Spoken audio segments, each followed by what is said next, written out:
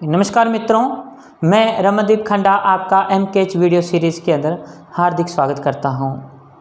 पिछले वीडियो के अंदर हमने प्रारंभ किया था पोषण के एक अध्याय प्रारंभ किया था, पोषण के बारे में पढ़ा था और हम मानव पाचन तंत्र के बारे में पढ़ रहे थे।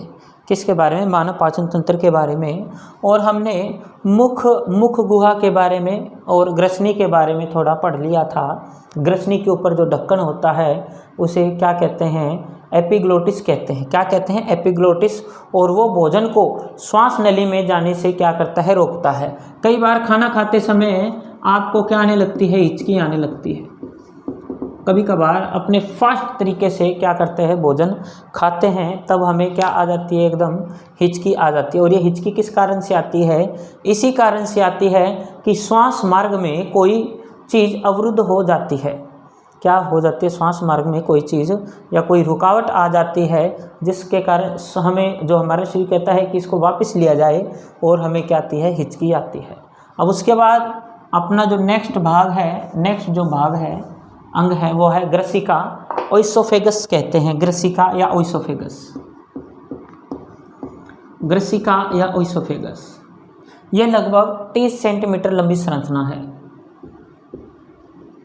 30 सेंटीमीटर लंबी संरचना है और ये पूरी तरह मांसल संरचना है।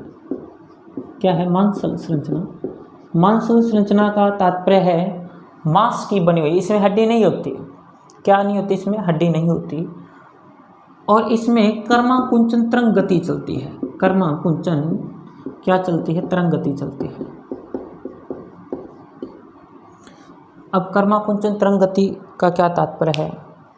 मान लीजिए आपके पास एक बहुत लंबी ट्यूब है रबड़ की, उसे आप दबा सकते हो और उसके अंदर कोई भी लिक्विड भरा हुआ है, तो आप उसको क्या करोगे? आप मान लो यही है, आप इसको यहाँ से क्या करोगे? दबाओगे और इसको नीचे करोगे। ये कर्म से क्या हो रही है? कुंचन मतलब संकुचित हो रही है। और कहाँ किस ओर जा रही है? नीचे की ओर जा रही है। नीचे की ओर क्या कर रही है? गति कर रही है। यह है कर्माकुंचन मतलब सिकुड़ना। और तरंग गति का मतलब वापिस से बार बार सिकुड़ के नीचे की ओर जा रही है। ये होती है कर्माकुंचन तरंग गति होती है। अब ये कर्माकुंचन तरंग गति किस लिए होती है? भोजन कहाँ आ गया? ग्रसिका के अंदर आ गया। किसके अंदर आ गया भोजन? ग्रसिका के अंदर। अब भोजन जो ग्रसिका के अंदर है वो कहाँ जाएगा? अमाशय के अंदर जाएगा। कहाँ जाएगा? अमाशय के अंदर। ठीक है। अमाशय के अंदर जाने के लिए इसके अंदर क्या पाई जाती है? कर्माकुंचन तरंग गति पाई जाती है। और इसकी दीवारों से श्लेष्मा का स्त्रावन होता है। हल्की श्लेष्मा का क्या होता है? स्त्रावन होता है, जिससे भोजन आसानी से नीचे की ओर चला जाए। ठीक है। भोजन आसानी से नीचे की ओर क्या चला जाए। अब देखिए यहाँ पर एक प्रकार की एक यहाँ लास्ट में अवरोधनी होती है, मतलब कि यहाँ स्फिंक्टर होते हैं। क्या होते हैं? यहाँ पर स्फिंक्टर होते हैं। अमाशय के दोनों ओर क्या होते हैं? स्फिंक्टर या गेट होते हैं। क्या होते हैं? यहाँ पर गेट होते हैं। देखो मैंने इसको यहाँ पर तो थोड़ा टेढ़ा बनाया है, तीखा, और यहाँ पर इसको सीधा बनाया है।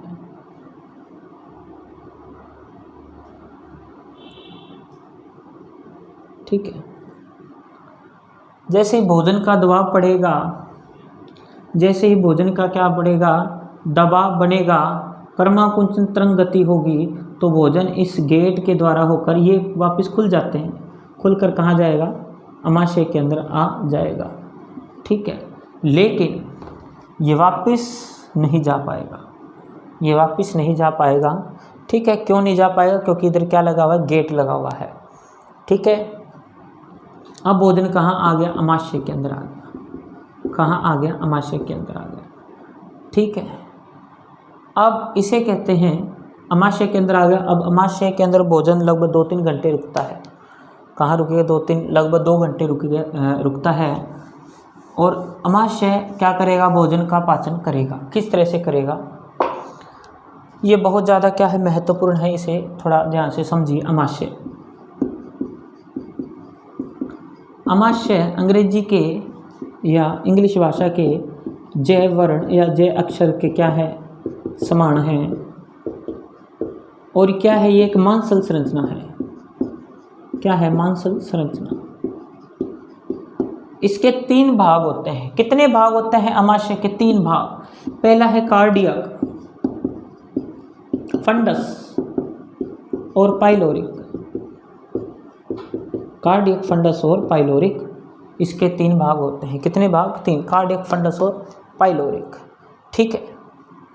अब जो ये अमाशय है, जो अमाशय है, इसके अंदर जठर ग्रंथियां पाई जाती है। क्या पाई जाती है? जठर ग्रंथियां पाई जाती है। क्या पाई जाती है? जठर ग्रंथियां, और जो कि जठर रस का स्त्रावन करती है। जठर ग्रंथियां जठर रस का क्या करती है? स्त्रावन करती है। अब जठर रस का स्त्रावन हुआ। अब जठर रस के अंदर होता क्या क्या है?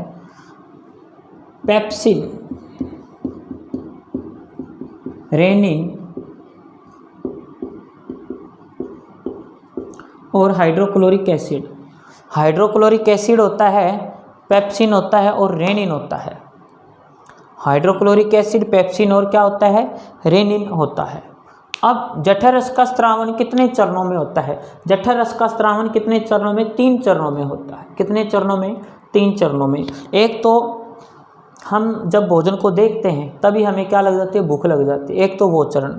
दूसरा, जब हम खाना खा रहे होते हैं, जब हम खाना खा रहे होते हैं तब जठर रस का स्त्रावन होता रहता है। तीसरा, जब हम खाना खा लेते हैं उसके कुछ टाइम तक जठर रस का क्या होता रहता है? स्त्रावन होता रहता है। इसके अंदर क्या पाया जाता है? Hydrochloric acid. ये नमक का तेजाब किसे कहते हैं? अब आप कहोगे सर ये नमक का तेजाब है, एसिड अम्ल तो हमारी चमड़ी को गला देता है, ये HCl हमारी चमड़ी को क्यों नहीं गला रहा, जबकि हमारे शरीर में ही बन रहा है, तो ये हमें क्यों नहीं गला रहा? ये होता है तनु हाइड्रोक्लोरिक एसिड। समझे इसको? मेरे पास एक गिलास है, इस गिलास के अंदर ये पूरा भरा हुआ है, इसके अंदर मैंने 1 नींबू जितना रस इसके अंदर डाला, 1 नींबू जितना, ठीक है। अब फिर दूसरा गिलास लिया, दूसरे गिलास के अंदर मैंने 20 नींबू जितना रस डाला इसके अंदर, तो बताओ दोनों में से कौन सा ज़्यादा गाढ़ा होगा?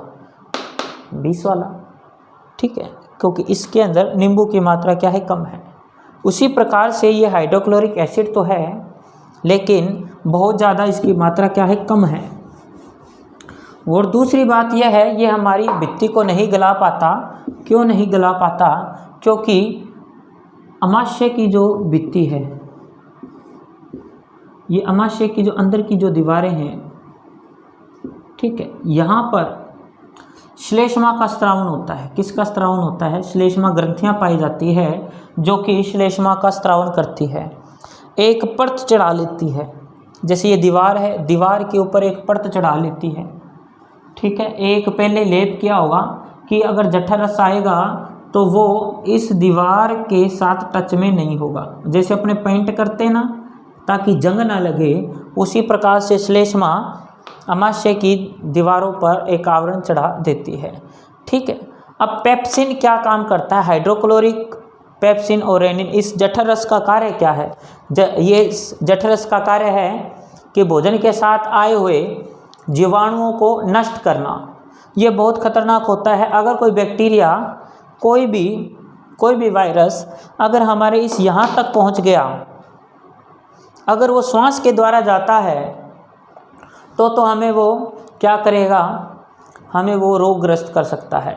यदि वो यहाँ पहुँच गया अमाशय के अंदर, तो अमाशय उसे क्या कर देगा? ख़त्म कर देगा, ठीक है। अब उसके बाद अमाशय के कार्य पढ़ते हैं।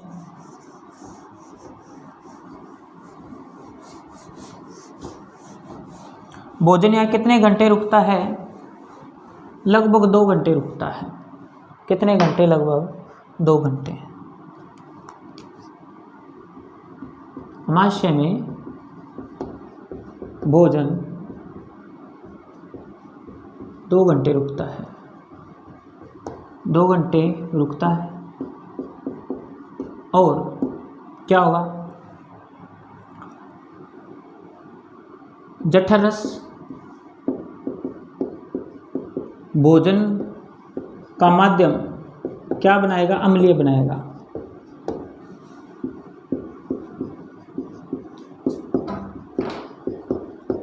भोजन का माध्यम क्या बनाता है? अम्लीय बनाता है। भोजन के साथ आए बैक्टीरिया को मारता है। भोजन के साथ आए सूक्ष्म जीवों को क्या कर देता है? मारता है।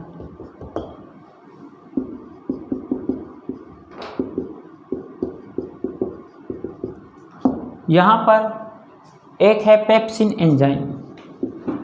पेप्सिन एंजाइम, जो ये पेप्सिन एंजाइम होता है ये प्रोटीन का पाचन करता है। किसका पाचन करता है? प्रोटीन का। जो हम प्रोटीन खाते हैं, कोई भी शरीर के अंदर जो भी प्रोटीन पहुंचता है, ये पेप्सिन हार्मोन प्रोटीन का पाचन करता है और प्रोटीन को पेप्टाइड में बदल देता है। किस में बदल देता है? पेप्टाइड में बदल देता है। ठीक है। और उसके बाद है रेनिन। रेनिन पाचन करता है दुग्ध शर्करा या लैक्टोज का। रेनिन कब पाया जाता है? देखो, जो बिल्कुल छोटे बच्चे होते हैं, दूध मुँहे बच्चे होते हैं, उनमें मात्र रेनिन पाया जाता है। वो वाइट कलर का एक लिक्विड वो निकालते हैं, वो क्या होता है? रेनिन होता है। क्या होता है? वो रेनिन होता है। ठीक है। वो रेनिन किसका पाचन करता है? दूध का पाचन करता है। उनके अंदर पेप्सिन और हाइड्रोक्लोरिक एसिड बहुत ही कम या नए मात्र होते ही नहीं। ठीक है। तो आपको पता लगा अमाशय के क्या क्या कार्य हैं। ठीक है। और इसके साथ साथ यहाँ पर भोजन का पाचन किया जाता है। यहाँ पर इसके अंदर कर्माकुंचन गति चलती है। ये अमाशय है। मान लो यहाँ पर भोजन आया, रुका 2 घंटे, तो इस 2 घंटे के अंदर ये अमाशय कभी इधर होगा, फिर इधर होगा, फिर इसको क्या होगा? मिक्स किया जाएगा। यानी कि एक चक्की सी चलती है और ये भोजन को क्या किया जाता है? तोड़ दिया जाएगा। यहाँ पर जो भोजन का प्रकार होगा उसे कहते हैं काइम। और यहाँ भोजन न रहकर भोजन रस के अंदर बदल जाता है।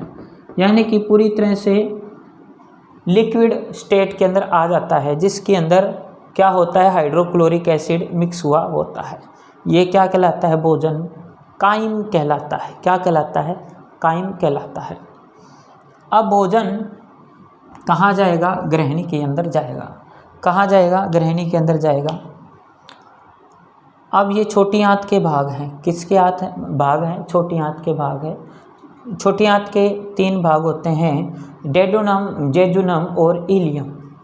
डेडुनम ग्रहणी, जेजुनम और इलियम होते हैं। ठीक है। ये आप देख रहे हो यहाँ पर भी एक अवरोधनी है। ये क्या है? यहाँ पर एक अवरोधनी है। क्यों है? ये जो लीवर आप देख रहे हो, लीवर के द्वारा पित्तरस का स्त्रावन किया जाता है। किसका स्त्रावन किया जाता है? पित्तरस का। मैंने यहाँ पर ये तो होती है भोजन, जो भोजन नाल को मैंने ब्लू कलर के अंदर शो किया है और जितनी ग्रंथियाँ हैं उनको लाल रंग के अंदर शो किया है। देखो, यहाँ से भोजन नहीं गुजरेगा, ना अग्नाशय में भोजन जाएगा, ना लीवर के अंदर, यकृत के अंदर भोजन जाएगा। भोजन यहाँ से आएगा। ये आहार नाल है पूरी की पूरी। यहाँ से भोजन आएगा, फिर यहाँ घूमेगा, फिर यहाँ से होता हुआ पाचित होकर फिर यहाँ से हम इसे शरीर से बाहर निकाल देंगे। ठीक है। और इस पूरी प्रक्रिया के दौरान जो एंजाइम वगैरह यूज़ किए जाते हैं, वो एंजाइम यकृत और अग्नाशय से आएंगे। यकृत और अग्नाशय से आएंगे। ठीक है। अब भोजन कहाँ आ गया? छोटी आंत के अंदर आ गया। देखो, अमाशय के अंदर तो भोजन का माध्यम क्या था? अम्लीय था। अब छोटी आंत के अंदर भोजन का माध्यम क्षारीय बनेगा। अम्ल क्षार आपने पढ़े हैं।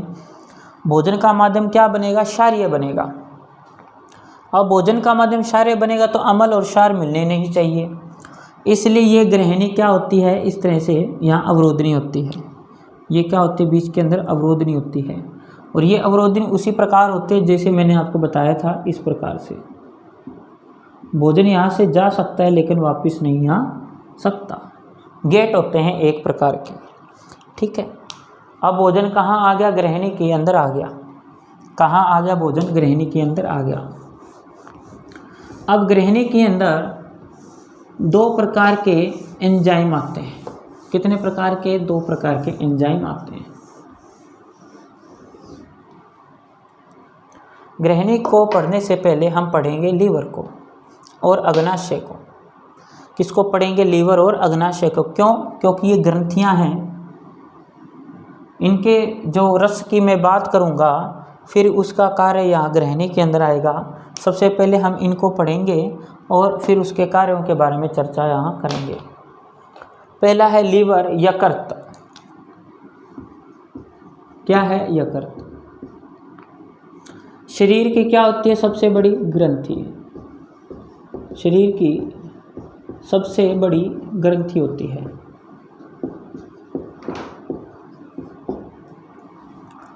ठीक है। और यह 3 पालियों से बनी होती है। इसके मुख्यतः कितने भाग होते हैं? 3 पालियों से बनी होती है, लेकिन ये 3 पालियां जो हैं, ये 3 पालियां भी अनेक छोटे छोटे भागों से बनी होती है। लगभग 1 लाख, कितनी? 1 लाख षटकोणीय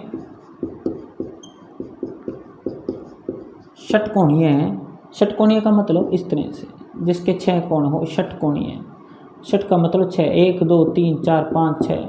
षटकोणीय पाली से मिलकर बनती है। पाली तो भाषा है, पाली से मिलकर क्या है? बनती है। ठीक है। 1 लाख षटकोणीय पाली किसके अंदर? यकृत के अंदर पाई जाती है। और यहाँ से पित्तरस का स्रावन होता है। किसका? पित्तरस का स्रावन होता है। पित्तरस का स्रावन किया जाता है। ये पित्तरस इस गृहिणी के अंदर आएगा। किसके अंदर आएगा? इस गृहिणी के अंदर, पर डायरेक्ट रूप से नहीं आएगा। ये पित्तरस कहाँ जाएगा? ये पित्तरस पित्ताशय के अंदर जाएगा। पित्ताशय में क्या स्टोर होता है? पित्तरस स्टोर होता है। पित्तरस का संग्रहण किया जाता है,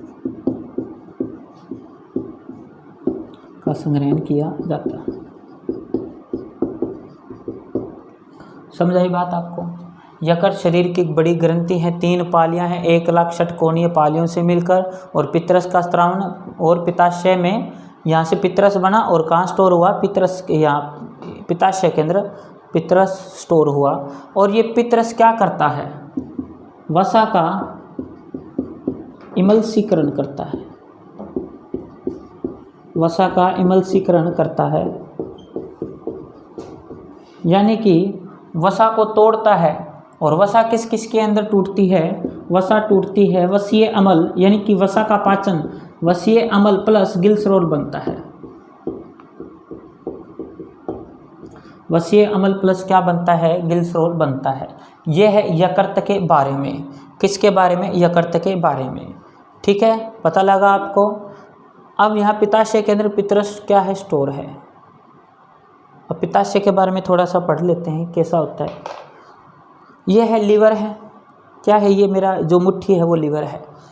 और इस लीवर के अंदर यहाँ नीचे की ओर इस तरह से छिपा हुआ अवस्था के अंदर इस तरह से क्या पाया जाता है? पित्ताशय पाया जाता है। यहाँ पर तो मैंने इसको थोड़ा बता दिया, ये ऐसा है यहाँ पर, लेकिन ये पता नहीं लगता कि यहाँ है।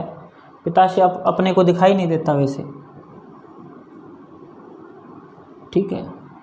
और इस साइज का होता है प्रत्येक व्यक्ति के, जो हम इस उंगली और इस अंगूठे को जोड़ें तो इस आकृति का होता है। ठीक है, पता लगा यकृत के बारे में। अब उसके बाद है अग्नाशय। क्या है? अग्नाशय। अब अपने करते हैं अगली ग्रंथि जिसका नाम है अग्नाशय। क्या है? अग्नाशय। अग्नाशय के बारे में थोड़ा पढ़ लेते हैं। अग्नाशय क्या होती है?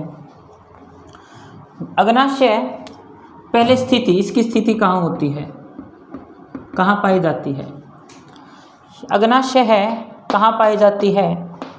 अमाशय के नीचे। अमाशय के नीचे स्थित होती है। नीचे स्थित होती है। ठीक है। और यह है इसे अंतःस्रावी व बहिस्रावी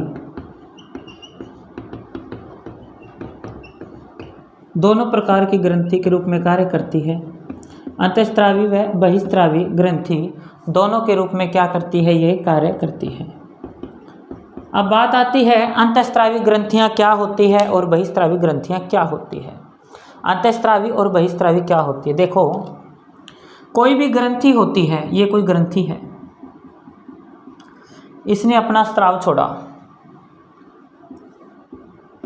इसने अपना स्राव छोड़ा और ये स्राव कहाँ पर जाएगा, अपने किसी लक्ष्य अंग तक जाएगा जहाँ इसने क्या करना है, कार्य करना है।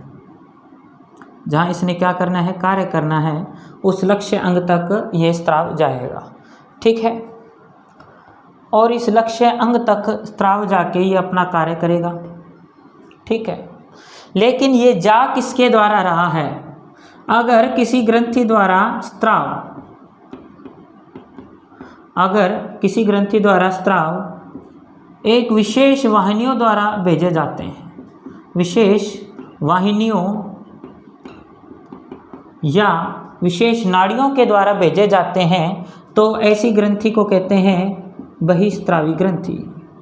क्या कहते हैं, बहिस्रावी ग्रंथि कहते हैं। और यदि यह ग्रंथि अपने स्राव को किस में छोड़ देती है, रक्त में छोड़ देती है, खून में छोड़ देती है, रक्त में, रुधिर में छोड़ देती है, और रुधिर से यह स्राव कहाँ जाते हैं, लक्ष्य अंग तक जाते हैं। रुधिर से यह स्राव कहाँ जाते हैं, लक्ष्य अंग तक जाते हैं, तो इन ग्रंथियों को क्या कहेंगे, बहिस्रावी ग्रंथि कहेंगे। क्या कहेंगे, बहिस्रावी ग्रंथि कहेंगे। सॉरी, तो जब अपना स्राव रक्त में छोड़ती हैं तो इसे कहते हैं अंतःस्रावी ग्रंथियाँ, अंतःस्रावी ग्रंथियाँ। ठीक है, समझ आया। अब बात आती है अग्नाशय की। ये जो अग्नाशय आप देख रहे हो, इसकी अंतःस्रावी और बहिस्रावी के रूप में यह किस किस प्रकार से क्या कार्य करता है। सर्वप्रथम है बहिस्रावी के रूप में अग्नाशय। बहिस्रावी के रूप में अग्नाशय, यानी बहिस्रावी के रूप में अग्नाशय क्या क्या कार्य करता है। बहिस्रावी के रूप में अग्नाशय से एक रस स्रावित होता है जिसे कहते हैं अग्नाशयी रस। क्या कहते हैं, जिसे अग्नाशयी रस कहते हैं। क्या कहते हैं, अग्नाशयी रस जिसे कहते हैं। और इस रस के अंदर क्या पाए जाते हैं, इस रस के अंदर पाए जाते हैं एंजाइम। क्या पाए जाते हैं, एंजाइम। और ये अग्नाशयी रस यहाँ से होता हुआ, इस नलिका से होता हुआ कहाँ जाता है, ग्रहणी के अंदर जाता है। कहाँ जाएगा, ग्रहणी के अंदर जाएगा। इस ग्रहणी के अंदर जाएगा और विभिन्न पदार्थों का क्या करेगा, पाचन करेगा। रासायनिक रूप से पाचन कहाँ करेगा, ग्रहणी में करेगा। जब हम छोटे हाथ को पढ़ेंगे तब मैं आपको इसको बताऊंगा। तो अग्नाशय के अंदर एंजाइम होते हैं। कौन कौन से एंजाइम होते हैं, देखिए, maltase, sucrase, lactase, maltase, sucrase, lactase और ट्रिप्सिन, काइमोट्रिप्सिन,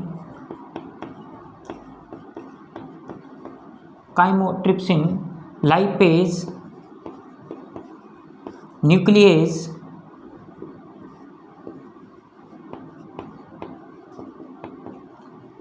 फास्फेटेज,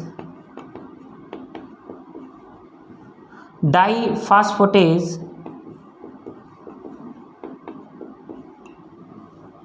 ठीक है। हाँ, ये आदि एंजाइम इसके अंदर पाए जाते हैं। ठीक है, ये जो एंजाइम है ये शर्करा का पाचन करते हैं। शर्करा का क्या करेंगे, पाचन करते हैं। ये एंजाइम प्रोटीन का, एक और होता है प्रोटीन का, इसके अंदर पेप्सिन और होता है। पेप्सिन जो हमने जठरस के अंदर पढ़ा था, वही एक और होता है जो कि किसका पाचन करेगा, प्रोटीन का पाचन करेगा। देखिए, समझे इसको। शर्करा का पाचन करने के लिए, प्रोटीन का पाचन करने के लिए, ये भी प्रोटीन का पाचन करने के लिए, ये वसा का पाचन करने के लिए, ये अमीनो अम्ल यानी कि ये जो न्यूक्लियेज है, मतलब कि उसके आनुवंशिक पदार्थ, कई बार हम जैसे फ्रूट वगैरह खा रहे हैं तो उसके जो डीएनए वगैरह होगा वो हमारे शरीर में किसके द्वारा पचेगा, न्यूक्लियेज द्वारा पचेगा, ठीक है। और ये फास्फेटेज और ये डाईफास्फेटेज ये क्या करते हैं, ये बंध को तोड़ते हैं, ठीक है। ये इतने एंजाइम है किसके अंदर पाए जाते हैं, अग्नाशयी रस के अंदर पाए जाते हैं, किसके अंदर, अग्नाशयी रस के अंदर पाए जाते हैं। और अंतःस्रावी के रूप में अग्नाशय किस प्रकार कार्य करता है। अब ये जो एंजाइम है ये सारे के सारे कहाँ जाते हैं, छोटी आंत के अंदर जाकर अपना कार्य करते हैं। अब है अंतःस्रावी के रूप में अग्नाशय किस प्रकार कार्य करता है। हाँ जी, अब हम करते हैं अग्नाशय अंतःस्रावी के रूप में किस प्रकार से कार्य करता है। अब अग्नाशय की संरचना के बारे में एक वैज्ञानिक के द्वारा बताया गया था जिसका नाम था लेगरहैंस। क्या नाम है, लेगरहैंस। इस लेगरहैंस ने अग्नाशय की काट का क्या किया, वर्णन किया, उसको देखा, सूक्ष्मदर्शी के अंदर देखा और इसकी संरचना का वर्णन किया। अब लेगरहैंस ने इस अग्नाशय के अंदर कुछ ऐसी द्वीपिकाएँ खोजी, कुछ ऐसे द्वीप खोजे। उसने कहा कि जिस प्रकार से समुद्र के अंदर द्वीप होते हैं, आइसलैंड होते हैं, कुछ भूभाग उठे हुए होते हैं, कुछ पहाड़ियाँ होती हैं छोटी छोटी, उसे अपने द्वीप कह रहे हैं, कि वैसे ही अग्नाशय की संरचना के अंदर चारों ओर तो द्रव है और बीच के अंदर कुछ क्या हैं, कोशिकाएं, इस तरह से कुछ भाग हैं। इन्हें कहा गया लेगरहैंस द्वीपिकाएं। इन्हें क्या कहा गया, लेगरहैंस द्वीपिकाएं। लेगरहैंस द्वीपिकाएं। और इन लेगरहैंस द्वीपिकाओं में 3 प्रकार की कोशिकाएं पाई जाती है। कितने प्रकार की कोशिकाएं, 3 प्रकार की, अल्फा, बीटा और गामा। अल्फा, बीटा और गामा 3 प्रकार की कोशिकाएं पाई जाती है। जो अल्फा कोशिकाएं हैं उसके द्वारा ग्लूकागोन हार्मोन का स्रावन किया जाता है। कौन से हार्मोन का स्रावन किया जाता है, ग्लूकागोन हार्मोन का स्रावन किया जाता है। अब ये ग्लूकागोन क्या करता है, मैं इसको थोड़ा इरेज कर रहा हूँ। ग्लूकागोन जो हार्मोन होता है वो ग्लूकोज की मात्रा को या शर्करा की मात्रा को हमारे शरीर में क्या करता है, इंक्रीज यानी कि बढ़ाता है ग्लूकोज की मात्रा को। और ये कब ज़्यादा कार्यरत होता है, जब हमें ग्लूकोज की मात्रा बहुत अधिक चाहिए होती है, यानी कि हम दौड़ वगैरह लगाते हैं जब, उसके साथ साथ एक तो एड्रेनलिन हार्मोन ज़्यादा स्रावित होता है और वो इस अल्फा कोशिकाओं को और अधिक क्या कर देता है, सक्रिय कर देता है। तब ये ग्लूकागोन क्या करता है, यहाँ लीवर होता है, लीवर के अंदर अपने पास बहुत एनर्जी स्टोर होती है। ये लीवर को कहता है कि अब हमें ग्लूकोज की आवश्यकता है, ग्लूकोज दी जाए, तो ग्लूकोज की मात्रा को और ज़्यादा बढ़ा दिया जाता है। और बीटा कोशिकाओं के द्वारा इंसुलिन हार्मोन का स्रावन किया जाता है। कौन सा, इंसुलिन हार्मोन। देखिए अल्फा के द्वारा ग्लूकागोन ये तो ग्लूकोज की मात्रा को बढ़ा रहा है, जबकि इंसुलिन हार्मोन ग्लूकोज की मात्रा को क्या कर रहा है, कम कर रहा है, ठीक है। और ये गामा जो है इसके द्वारा हार्मोन है सोमेटोस्टेटिन या सोमेटोस्टेसिन हार्मोन लिखा होता है, इसका स्रावन किया जाता है अभी, ठीक है। इनका 2 मेन है अपना कार्य। अब कई बार ये क्वेश्चन आता है, शर्करा या शुगर की बीमारी क्या है।